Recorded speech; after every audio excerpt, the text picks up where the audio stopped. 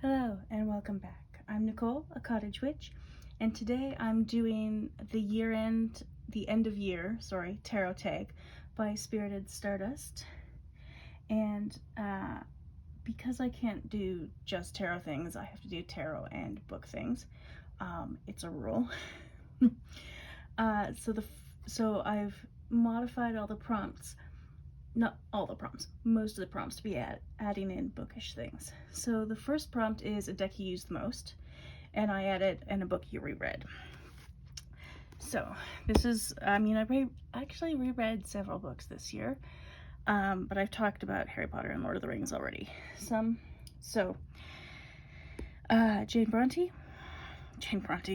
Bronte's Jane Eyre. Good grief, I'm not awake yet. This is my battered old copy. I've had to tape the corners. I should probably retape this corner. It's looking a bit worse for wear. But I really love it. It's such a fun book, and I love everything about the Brontes. I've read multiple biographies of them, and I've read all of their books except for their juvenilia, and I love it. I love their styles, and I love the history of how they grew up, surrounded by stories, and I love the sort of plain ordinary woman as heroine, and sticking to what she feels is right despite what the men in the story want. So love that book. And for decks, the Tarot Avatara by Gabby Angus West is one I started off the year with because I started doing the deck and walk and did not finish doing the deck and walk, but I did use this for many months, and then I kind of just wanted to use it, rather than have it constantly in order for the deck and walk. And it's one of my all-time favorites. I love everything about it. I love how it feels, how it shuffles. I love the gold gilding. It's really well done gilding. It's so silky smooth. It's amazing, and the artwork is stunning. And I love Frida Kahlo. I'm having difficulty with words this morning. But there's light still, so there are very few hours in a December day with light, and I will be filming during those hours, apparently, even if I am not quite awake yet. I will have caffeine after this. That will help. So there were several decks I used a lot this year, but this is probably the deck I used for the longest period of the year, and I love it. And I'm not using it a lot right now because it doesn't really feel like a winter deck for me, but I will definitely use it again in the summer. Okay, I'll stop, but I could just keep going, and this would end up being a Avatara walkthrough. But yeah, this is one of my favorites ever of all time. Like, if I had to pick my top 3 tarot decks, this would definitely be on the list. All right, number 2 is deck you didn't use at all, and a book you wanted to read but didn't. So a deck I didn't use at all is the Bonefire Tarot, which is by the same artist, but it's the mass market version. And the reason I got this is because there's a new edition out, a second edition of this. Oh, and the boxes. What is happening? The box is coming out. Maybe I'll have to glue the box in or something. That's weird. I don't love this giant box, but oh well. I do love the deck, but I haven't used it yet, and it was on my wish list of things to get eventually. And I hadn't got it because it was mass market. And my priorities at the moment are the indie decks that I really want, because it seems like they're more likely to go out of stock. So, I'll zoom in a little bit. That's better. But I got this because there's a second edition out that I don't like as much. I like this one better, even though it's glossy. Yeah, there you can see. It's this really shiny cardstock, which sticks together a little bit, which I don't love. But I like the artwork better. Like, she's reworked some of the cards for the reprint, and I like these versions better, and I like how bright and bold the colors are in this one. And it seems like, at least in some of the newer ones, they're a little bit more muted. There's some walkthroughs out there with both of them that people have done, so I watched a couple of those and just decided, no, the new one isn't for me. But I didn't know if the fact that there is a second edition would mean the first edition would like stop being printed or something and become harder to get. And because it's mass market, it's not super expensive, so I just got it to make sure that I could, but I haven't used it yet. Because I don't have a good reason why. I just haven't, but I will eventually, I'm sure. I really enjoy the colors. Like, it's just so much fun. Yeah, so that is a deck I didn't use at all, and a book I didn't get to read at all is this one. This is A History of Saudi Arabia by Madawi Al-Rashid, and so it's one I really want to read, so it's going to go back on my list for 2024, and hopefully I'm really struggling with this box. Great, that's not my favorite. I may have to find a new way to store this deck. Anyway, my ineptitude aside, this is a book I want to read. I do read histories of the Middle East now and again, like not constantly, but every year or so I try and read one, and then I'll read other nonfiction and fiction from the Middle East. It's just an area of the world that I find fascinating, and I've been reading about it for a long time. But I haven't read a lot about Saudi Arabia. I've read more about like the Levant and Egypt, those areas, and Iraq, and Afghanistan, Pakistan, if you consider that the Middle East. Central Asia, sort of South Central. Anyway, it's still on my list, but yeah, hopefully next year.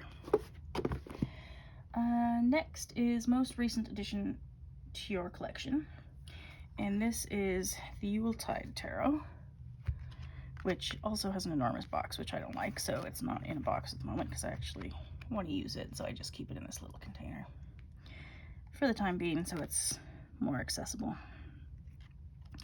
And it's just a fun, sort of old-fashioned Christmas images deck, and I don't know, it's I enjoy it. I haven't used it much yet because I only just got it, but as Christmas is, as I'm filming this, about 2 weeks away, a week and a half away. I can't remember what day it is. I mean, I remember what day Christmas is, but I can't remember what day today is. It's an ongoing issue. That's a bit harsh, that one. And I haven't read through any of the guidebook yet, so there are some depictions of other European countries' takes on Santa Claus. And yeah, I don't know, it's just, I like the old-fashioned-ishness, and I love Christmas.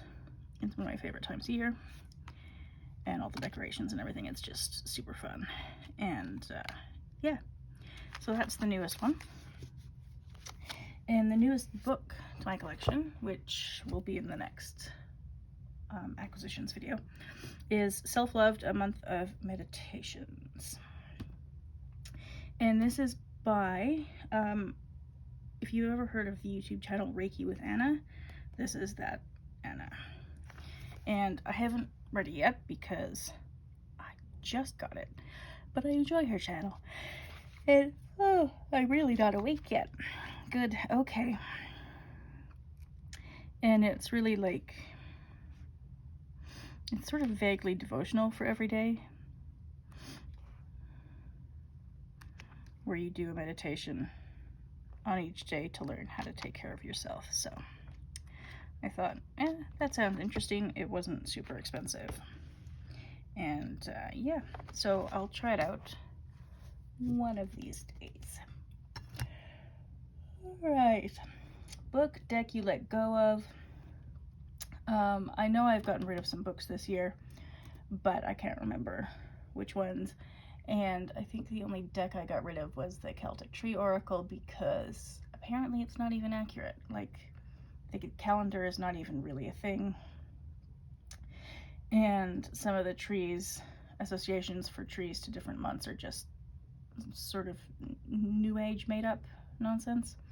So yeah, and learning more about the actual and Irish mythology, it seems like it wasn't accurate, so I've rehummed it to my collage box, because I like the artwork of the trees, so I'll use them for something. But yeah. Next, favorite pairings. And actually, I'm gonna get this deck here. I've got the Tarot des Paysages Intérieurs, and I've got some cards pulled out because I want to do one deck gone wild with it.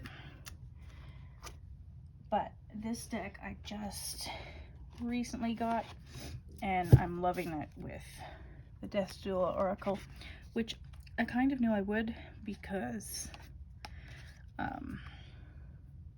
Fairlight Tarot, that's the channel, has showed this pairing before, and it's really fun, and I like it a lot. I like both of these decks a lot. I'm really into the abstract situations at the moment that you can just sort of read a lot into, you know, like little kids who tell the most ridiculous stories. Like, it starts off normal and then it just veers right off in another direction with all sorts of characters that they perceive in their imagination, and they just run with it. And we seem to lose that ability a bit as we grow up. Probably a lot of the school system doesn't help with that. So I'm finding that these sorts of decks really allow my imagination to just do what it wants to do, which is fun. Because, you know, when you're at work for 8 hours a day or whatever, it can't necessarily do that. It's a bit restrained. But these decks are very open and freeing, I find. Despite the fact they don't look maybe vibrant and cheerful and super, super colorful or anything like that. They're actually, there's a lot of space to exist in these, I find. So yeah, I've been enjoying those a lot.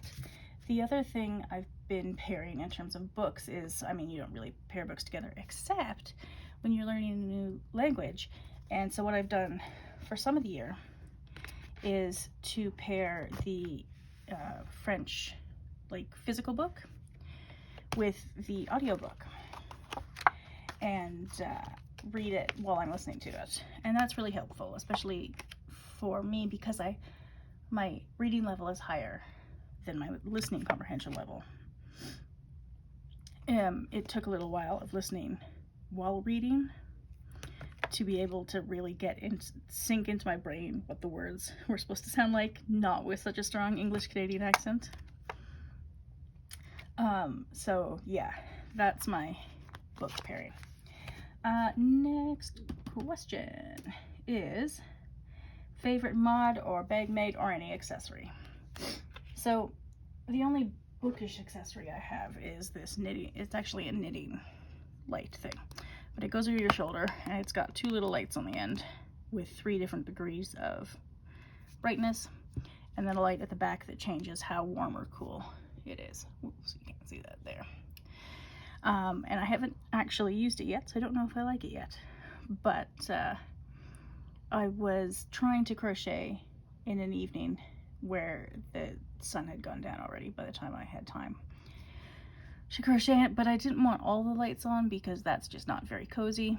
So I got this, and I thought maybe it'll work well for like reading on a plane or something. I don't know. We'll see. I'll I'll try it out maybe at Christmas. And then the deck, I only modded a couple decks by doing some of the edging, but this one, the Runic Tarot, needed to be edged in black. It did. There was no, it looks kind of messy on screen. It doesn't look as messy in real life. I think it's the angle of the light or how I'm holding it or something. Anyway, it needed to be black. So it is. And yeah, if I have it at the wrong angle, it looks funny because you can see some of the fronts of the cards, but yeah, it's it just white edges didn't suit this deck, so that was my one of only 2 mods I did this year, because I don't do a lot of that, but every now and again I'll do the edges. All right. Whoops. I lost the next question. What is the next question? Oh, what deck or book do you want for Christmas? A deck, anything. Whoops. As I knock cards all over the place. Good, great. I'm awake now. The Luminous Tarot and the Shimmering Tarot are a couple of decks that are on my list, which I'll probably get in the next year or so, I expect, if they remain in stock. And then there's a book, I'll put it up on the screen, so it's got quite a lengthy title, which is Greater Than the Sum of Our Parts, Feminism, Internationalism, and Palestine by Nada Elia. Is a book that I'm really interested in reading. So that's on my Christmas wish list. And then a deck or book that you'd gift others. So, I mean, this is always a bit tricky because it depends what other people are interested in. But if I knew somebody was interested in Lord of the Rings and tarot, this is the tarot that I would get them because it's so good for both people who love the movie and people who love the books. It's just a really well done, really well thought through tarot, and I enjoy it. And I haven't used it a lot, but I enjoy having it. This is, I think, Arwen's mother. I can't remember her name, but she's in the books. And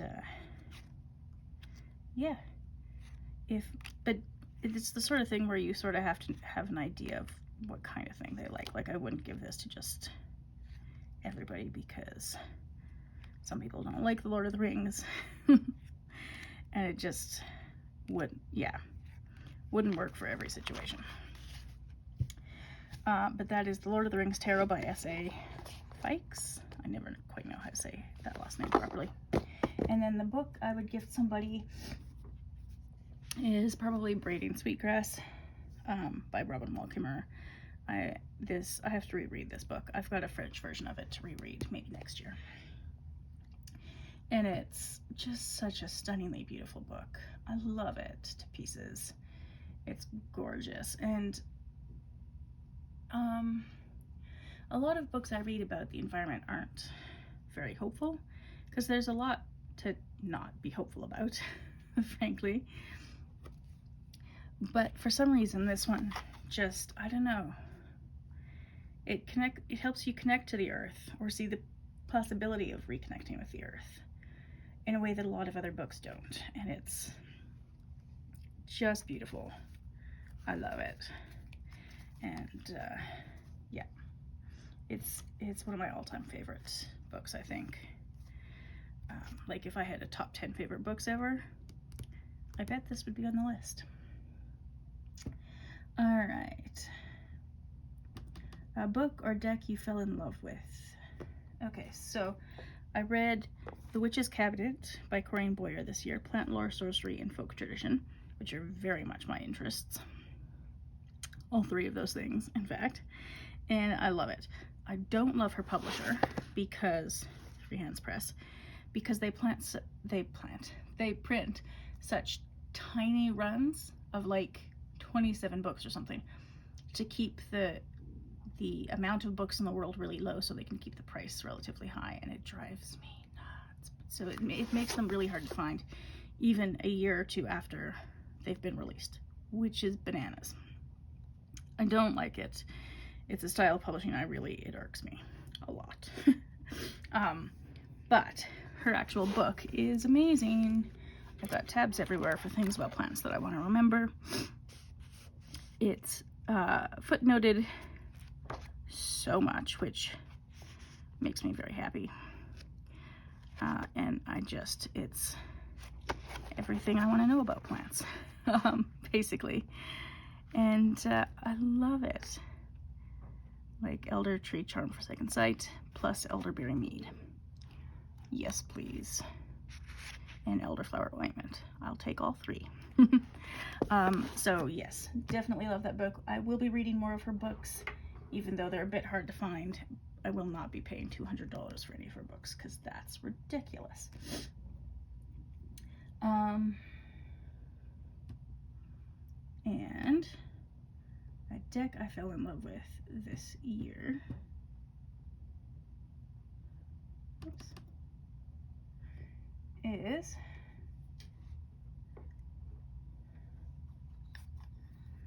the Roots of Asia Tarot, the Racine. And this is an out of print deck, sorry, but I'm using it for the Drop-In 78 because I wanted to get to know it better, and it's a lot of fun.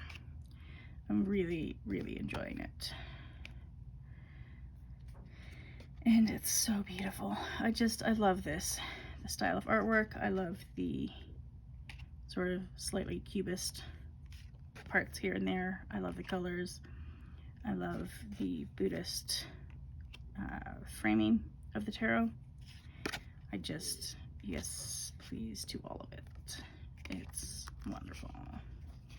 And I've been really, really enjoying this.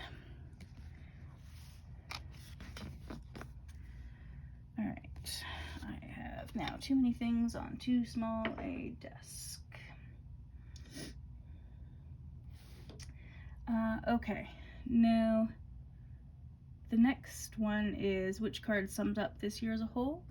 I'm going to skip that one just because this year has been weird and complicated, and I don't have a card that sums it all up. But the last one is pull a card for the new year, which I don't tend to do on camera. So I'm reinterpreting this as pick a deck and a book for the new year. So if I can get all my nonsense out of the way, goodness sake. This is a deck I really want to use in the new year, and this is a book I really want to read. Jewels of Allah, The Untold Story of Women in Iran by Nada Ansary. I follow her on Instagram, and she's fantastic. And I got this a few months back, and just haven't read it yet. But I'd like to read more about the feminist tradition of Iran specifically, especially given the current situation with the Islamic Republic that is so problematic and difficult, and just it makes things so difficult for women there. I mean, it makes things difficult for everybody, but particularly difficult for women. And I didn't realize that all the proceeds of this book would go to charities. That's cool. Anyway, I love her on Instagram, and this seems like a really interesting book that's right up my alley. So that's my book for the new year, and this is my deck for the new year, which is also centers women. And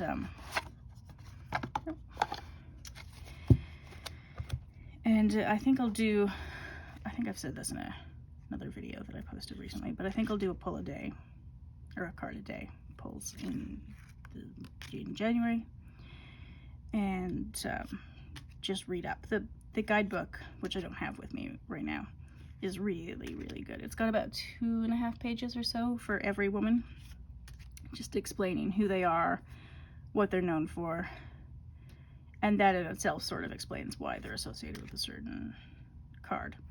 And all of the women that I do know, they match really well with the card. So that's pretty cool. So I'm really enjoying this so far. Like her, I don't know. Her, I don't know. But this is perfect. Emily Dickinson for the Hermit. Yep. More perfect. Yep, that works too. So there's a lot of that in this that just really works really well. And I'd like to get to know a bit more about some of these women that I feel like probably I should have heard of before and just haven't, because, you know, the school system. So that's my, that's what I'd like to do in the new year. And that's all for this video, I think. Thank you for watching, and I'll see you next time.